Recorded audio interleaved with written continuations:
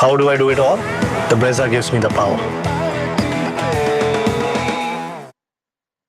All right then, bring on the runs at the Wankhede Stadium as the Mumbai Indians are ready to host the Sunrisers Hyderabad. Both teams very close to each other on the points table. Both teams coming at the back of inspiring wins that should kickstart their season, but only one of those two teams can pick up the points, and they play each other twice in the course of the next week. On Maruti Suzuki Arena presents ESPN Cricket for Timeout. You want batting, you want runs, you want top order batters. I feel privileged to have, I feel like the easiest job in the world is to be a number 4.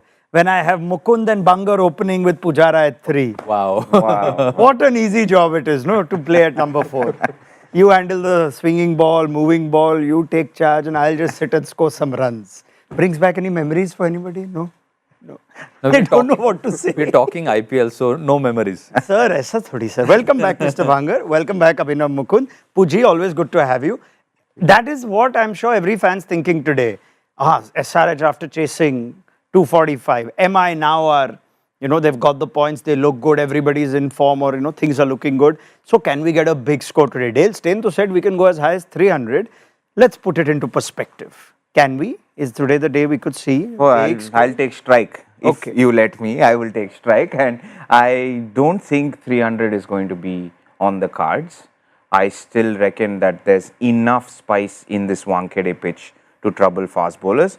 I've said 300 long enough over the course of this IPL for me to actually go the other side and say every time we've said 300, a fast bowler has picked up a player of the match. So I'm voting for a fast bowler to be player of the match. This is perhaps not the ground? Is that what you feel? I do agree because there's a little bit of swing early on with the new ball. And Wankhede, I think the score could be close to 200, I don't deny that. But 300, I don't think that's the venue where you will see 300. I believe that in this pitch report for today, Michael Clark has said it will be a bit tacky. Please tell us what that means. Even I want to know. I want to know what is tacky. Tacky. Tacky. I mean, everybody use those terms for their own individual references. But what I understood a little bit about from a distance is that there seems to be a little bit of a moisture. Means in the first couple of overs, there could be ball seaming around a little bit, because if there's moisture, the ball tends to seam a little bit, and if there is grass cover available. So that is what I make of it.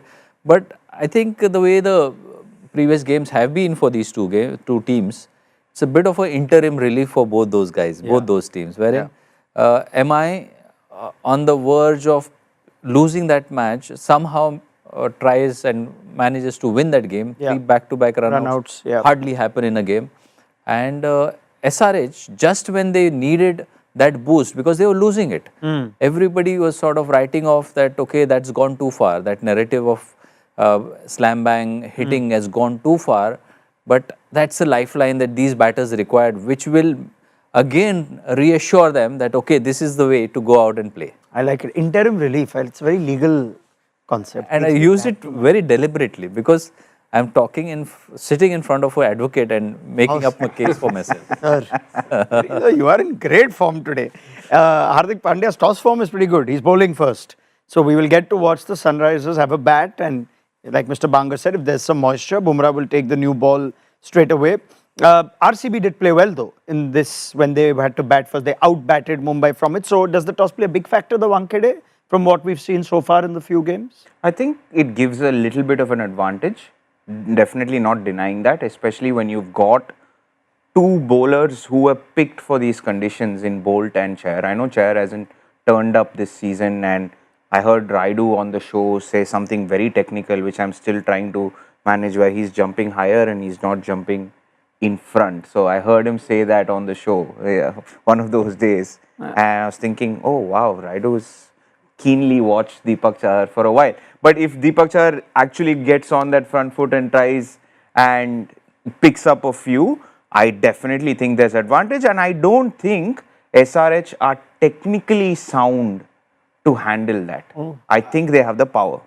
See, I would want to say that maybe Deepak Chahar may not be part of the playing 11. Oh, wow. Because but I think fact that I said that MI would want to open with Jasprit Bumrah in this game today, because they won't want those two batters to get off to a flying start, and hence the case for Deepak Chahar in the 11 is a little bit of a question Yeah. mark. They He may is not playing. Let me cut you there. He is Okay. playing, but you would still perhaps be keen for him to be used differently because you have to throw Bumrah to head. One would think. I think both are swing bowlers. Bumrah, I'm not talking about Bumrah, but I'm talking about Trent Bolt, Deepak Chahar. Both can swing the ball, and we have seen that first 2 or 3 overs, there will be some swing, there will be some assistance for the swing bowlers. Bumrah can come in and bowl at any situation, any time. And the key battle, I think, for me is Trent Bolt because he bowls really well against left-handers. And stats-wise, we have seen in the IPL or especially in the T20 format that left-arm seamers have the better of left-hand batters. Yeah. So I'm banking Trent Bolt to pick up a couple of wickets in the power play. Lovely. I'm going to carry that forward, that conversation forward when we do our power play chat towards the end of the show. Let's confirm team news from the Wankhede. No surprises. Both teams unchanged. So Sunrisers, this looks like that's going to be their team to go to, whether it's playing at home or away. And one would assume, it's interesting actually that this is their batting first team and Ishan Malinga is actually named in it. So they might look to add a bowling resource in the form of Unatkat or Rahul Chahar against his former franchise. We haven't seen him yet this season. But that means the batting is got Pat Cummins at 7 and Harshal at 8. So this is what Punjab tried to do. Yeah, so they are banking on the insurance. If they need an extra batter, they'll bring in maybe an Abhinav Manohar or Sachin Baby.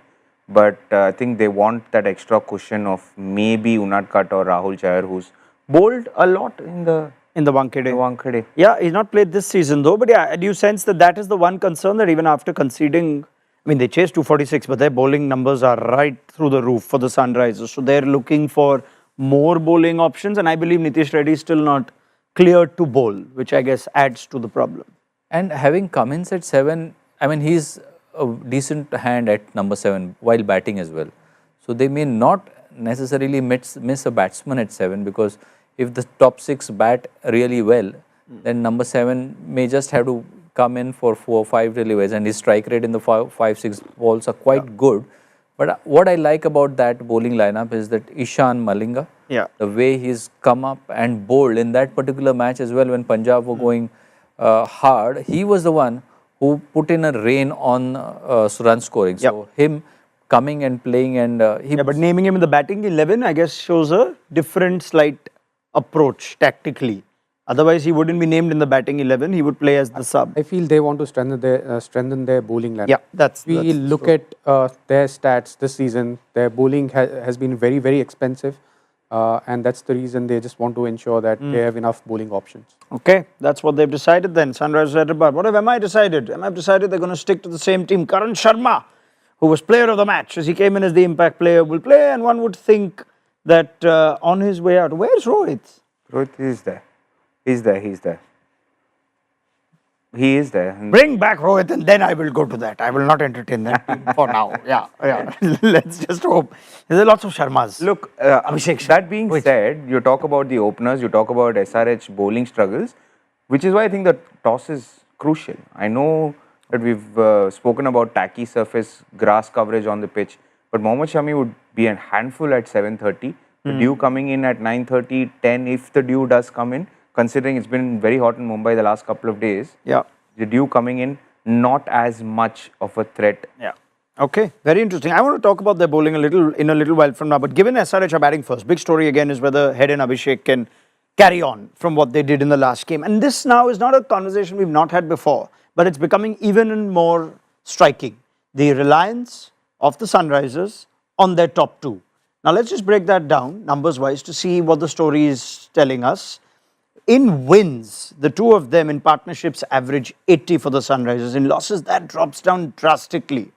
They also score nearly 33% of the team's runs in wins and in single digits when they lose. And the run rate striking difference you can see. What is even more concerning, I'll throw in one more stat for you, is about when you get both of them in the power play, the opposition tends to win 7 times out of 8. When you get just one of them in the power play and if one carries on batting, Sunrisers end up winning 9 out of 11. The story is simple here, that they are key to the team's success. But how would you use those numbers and transfer it into a dugout conversation, A, to the two of them, without making them feel like, oh, it's us or nobody else. And then to the rest of the team, that boss, do something more. It's only these two that are doing everything. All yours, sir. I think Travis Head coming into the mix last season has actually changed the way we speak of SRH and their approach. If it wasn't to be for Travis Head, and I think Warner was playing for them for a long periods of time, Yeah.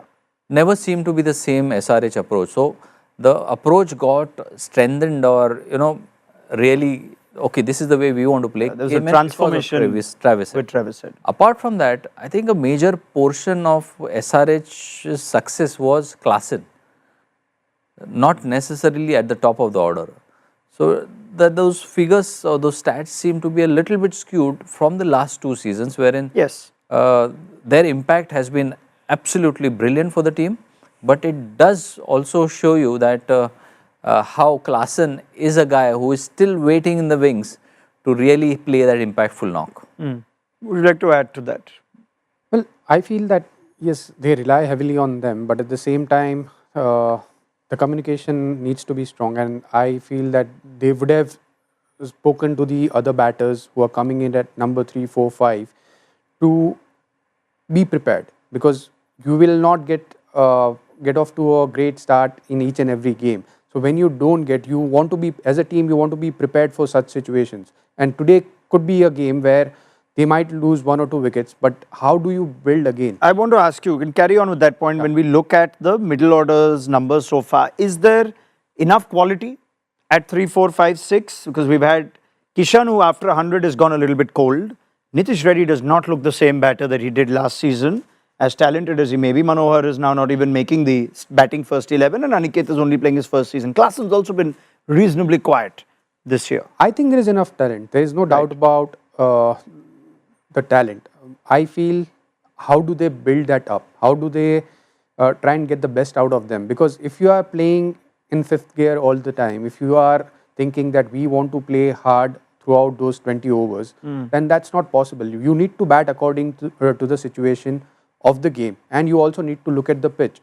So if you are not having a proper strategy of, it's like I've said this before, that baseball, when England played baseball and they carried on doing that, and if you're not producing results, then you need to think another way.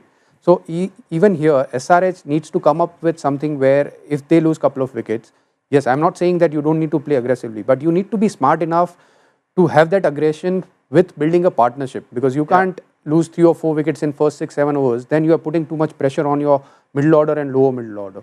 So if you lose couple of wickets, how do you build the innings? How do you take it to the 10th over and then go hard in next 10 overs? Yeah, they've not changed an approach, even if they've lost these too early. Aniket's come out crashing, Kishan has come out, Klassen's come out, Reddy has come out. So do you see Puji's point there, or is that contrary to what the messaging to the batters is? It might lead to confusion. Puji's point is right, but that's not the strategy that they are willing to employ. I saw a game at the venue where SRH played LSG, and they got 190, right? Pat Cummins came out in the 15th over or something, smashed 3 sixes. 5 ball 20 or something. 3 balls, 3 sixes, 4th ball goes again and gets out. There's nothing called prudence when it comes to the approach of SRH's batting. It's one way or the highway. That's the way they are going. I know Puji's point is right, and maybe one batter who can possibly bring some calm and stability to the middle is Heinrich Klaasen, where he actually takes his time. 5-6 balls he does take to get going, but I don't think they're going to change anything. They're going to go slam bang from ball 1. Yeah, I want to bring in Dan Vittori's comments here as well, when he's been asked this many times on, are you all reckless? Can you not just drop it down a little bit and give yourselves a chance? Now here is Dan Vittori, of course, former member of the timeout couch himself with distinction. And he says, Abhi and Travis have usually just been able to play their shots and deal with any ball because it's a reputation of aggressive play and all-out attack. When the dismissals do come, people surmise that it could be slightly reckless, but that's not the way I view it. You can't succeed all the time. That's one point. Here's something else he's saying, where he says it can't be successful all the time, but he has no problem with the approach. People have done some good research around the amount of false shots they've had. I'm sure he's reading Cricinfo. Yeah. Karthik Krishnaswamy wrote a piece about this after the Punjab game, where he says that the number of false shots they've had leading to wickets, and it's a very high rate, Normally batters get away with those sorts of things. I think there's an element of luck. There's also an element of teams scouting very well and understanding how those two go about it. I have no doubt he's read that. So that Can I jump into that? Please jump. Because I like what he's saying with that. He's right. But the fact is, last year they had a better bowling lineup to defend. 190 didn't seem like a low score. But did they have a better bowling lineup last year? I think so. I think so personally. Because Bhuvi, Cummins and Nattu right now seem better than Shami, Cummins and Harshal Patel. Right now. Harshal's been good, no? Harshal's been decent. Yeah. Cummins has been expensive. Shami's been expensive. Shami, yeah. They've leaked the most number of runs according to our very own website that they're going at 11s and over. They don't have a spinner as well. They don't have spinners or all-rounders. They also play at a high score. Biggest problem for them is this spinners. I feel that in their bowling lineup, because one is Pat Cummins, he's not willing to lead from the front, and that is a bit of, I mean, what I'm trying to say is that he's someone who is not willing to bowl too much in the power play. That has changed a little bit. Last game or so he started bowling. It has changed a bit, but I still feel if you look at the way they have started, Cummins, he has been saving himself after the power play, which is a big surprise because someone like him, if he can, I know there are times where he can be expensive, but he's someone who has the ability to pick wickets, and if he can do it, I think that turned the corner in the last game when they let Simarjeet out. Simarjeet was their plan. You can see he's a power play bowler, but now it's been Cummins and Shami, and then the rest follow. Harshal even bowled in the power play last year with success, as it turns out. Anything you want to add on Dan's comments before I have a question for you, but I'll come to that after if you have something to add. Dan is very sedately saying that just leave us alone. We are not going to change. I think if at all there is merit to say to Nitish Reddy that you could be the guy who can be the link between the top order and the lower order. So you just play the way you want to in a conservative fashion. And even conservative for him would be a strike rate of 130. Yeah, I think the game you saw it in Lucknow, which you saw, that was the one where we felt Reddy was looking out of place. He can play aggressively, but him trying to clear a front leg and almost slog is not the same as what the messaging inside the is. Power play. Yeah, inside the power play. Yeah. I just want to add to what Dan said there. Please. I can completely understand what he's trying to say at the moment. But what if they don't make it to the top 4? Will his statement be the same? He'll be here then. He'll be with us next year. Don't worry about that. You can ask him directly. I'm kidding. Please carry on. No, you're having a that's the serious thing. point. When you do, You have to win. You have to win more than you do. So ultimately, you are dependent on the results. It's not the brand of cricket which you are playing. Nobody cares. Ultimately, people care about the result. And if you are not producing result, the way you play doesn't matter. And that's the beauty of T20 cricket. Correct. It is all outcome based. You can color it the way you want after the outcome. So you I love that. Like 9th in the points table is SRH, who are going all out one side. 10th is CSK, who are going all out this side. So what works? Tell me. I mean, where's the magic wand? I always find that the first year after the big auction is always the hardest year to predict. Anything happens. So we'll wait to see if, firstly, this is really looking like a tight league stage. It could get even more tight. I want to quickly just bring in the Reddy point because I think it's a really important piece of the puzzle and not a glamorous piece, but an important piece. Do you sense sometimes that players that are not anywhere on the radar for Indian cricket have outstanding IPL seasons? As a result of it, they get capped, and Reddy's case captain all formats and do as well. Then when they come to the IPL, they are different, just in terms of returns. And now this year, those players like Reddy and Abhishek were last year are the Priyansh Aryas and, of the league. Aniket Varmas. It's a different way you play when you are making an impression versus after you've had time in the Indian dressing room. Is there anything in that? Yeah, the expectations and how you deal with expectations is a big thing. Because anybody can have a great start to first class or to an international career. But for a batter, I think it is all the more important that you do have spent a lot of time in first class cricket before you graduate to higher achievements.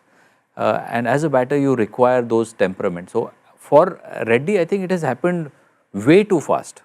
Right. So even his first class numbers, I'm not exactly sure how they are. But it was He's extraordinary overachievement in that regard. Yeah, so he's probably in Australia played 15 or 20 first class matches, and that's not enough for a batter to understand his game. So clearly a case of dealing with expectations despite not being a really finished product. When you're actually starting off first class cricket, many coaches warn you about the second season syndrome, where you start off nicely and suddenly people are actually eyeing you the next season. They come back with better plans. They come back knowing the fact that, oh, this is someone that we need to plan to. So if you're sitting in the Mumbai dugout, you're not planning for Aniket Verma today, but maybe next season you will be. So that's something that happens. I also feel when you start playing different formats of the game and you have a busy calendar, you don't get enough time to prepare because you are also looking at the workload. And someone like him who has played red ball cricket and a player who wants to make a mark, their preparation, they get enough time to prepare before the season starts.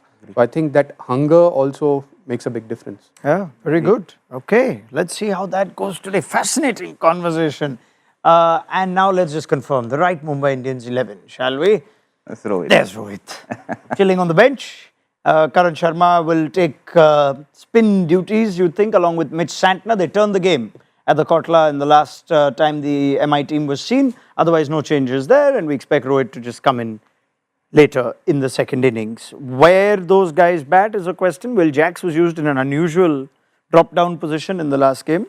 But let's just focus first on, while our eye is all on the batting, and a panel here has opined that this is going to be bowlers deciding the game. So let's bring out the bowlers' numbers. And the problem of the Sunrisers, that's what Cheteshwar Pujara was saying too. They have a not so glamorous rank of 10th in everything. They are last in class throughout in terms of wickets, economy rate, second last in strike rate, but whatever it's worth, balls per boundary as well as balls per six. So they're conceding lots and lots of runs, lots of big shots. MI on the other hand, even though they've had Bumrah absent for the first 3 games, you have third in terms of wickets, second in terms of strike rate, and they are getting teams dismissed or at least are doing better. So is this where the game could be decided today? I think so, because the 2 games that Mumbai lost were close finishes. I mean, those are hardly fought games wherein they went down by 12 runs, which was the margin of their victory as well. So I believe that among these 2 teams, if a team has played consistently, it is Mumbai as compared to Sunrisers Hyderabad, and that's where the stats certainly appeared to be in favor of MI. Do we think that Sunrisers batters also think that we're not just going all out because we're reckless, we're going all out because we need 20 more with our bowling? Could be, no? Could be. They wouldn't think about it. No, I don't think with the kind of approach they have and the way they have lost some of the games, I don't think they are changing that. So last year when they gave 280, they were still giving back 260. Correct. When they hit 287, they gave 2. Even the opening game this season, right, when they played Rajasthan. They got 240. Rajasthan. Oh, man. Okay. Well, it's time now to break down the crucial first 6 overs. Maruti Suzuki Arena presents Powerplay Conversation.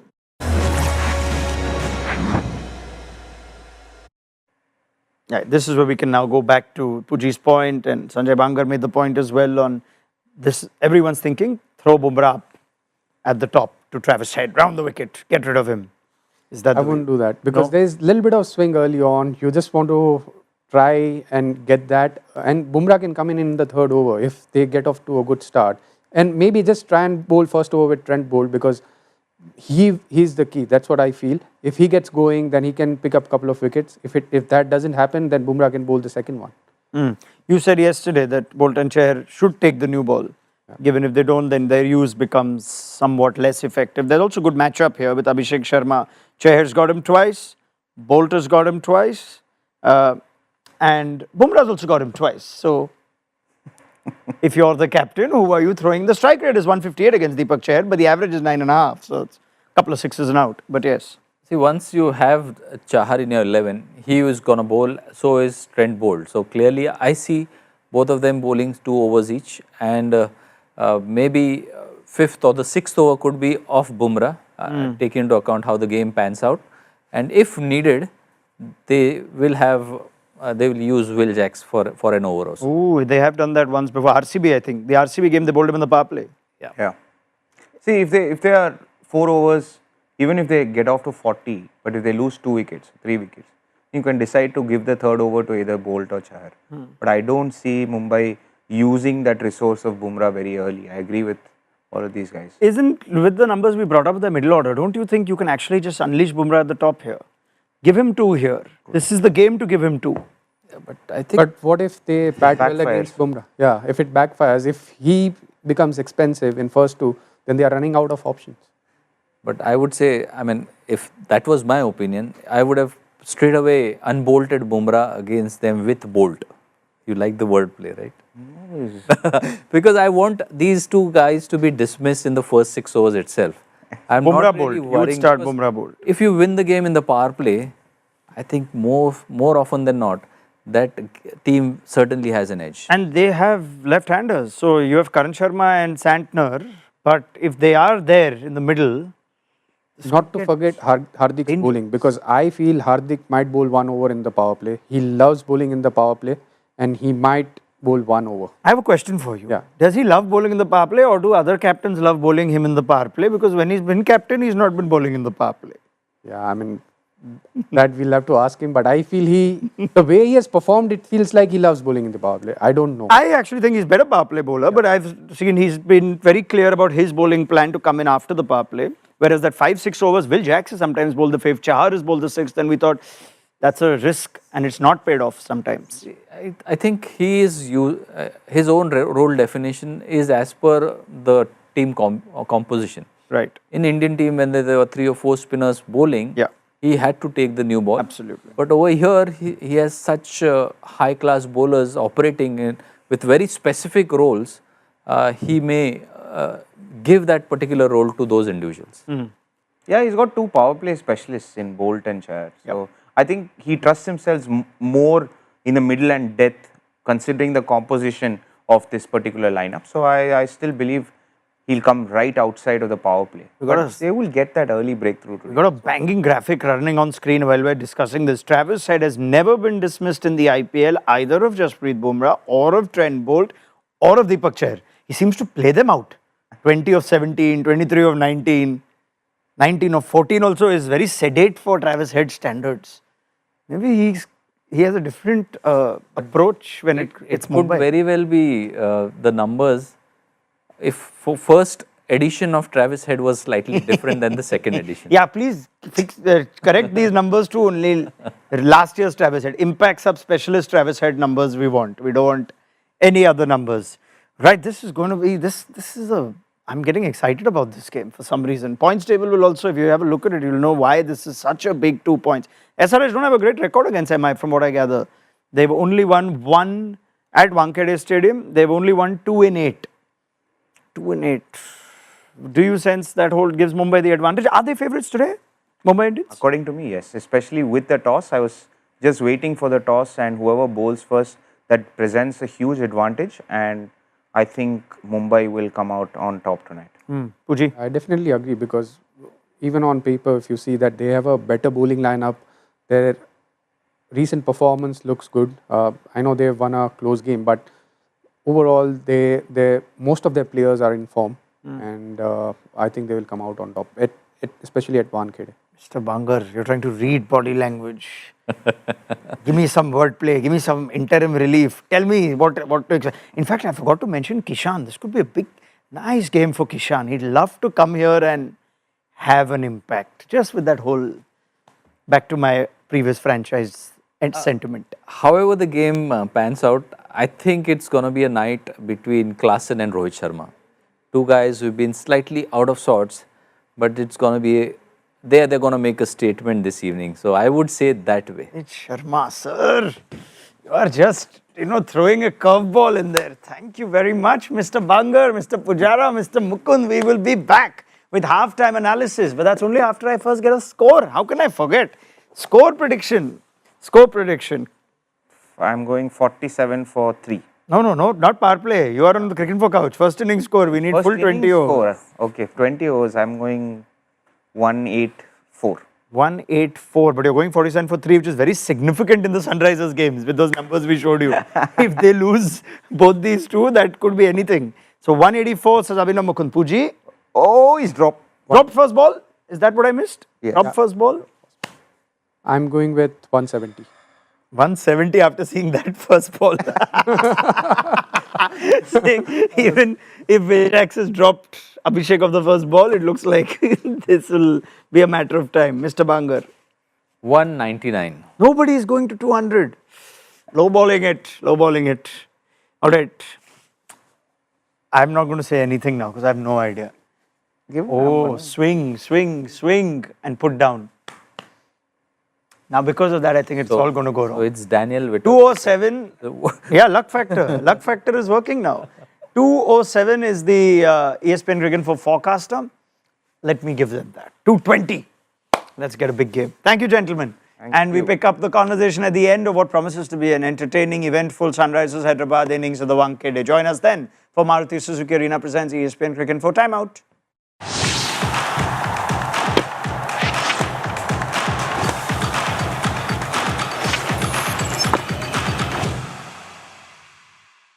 How do I do it all? The Brezza gives me the power.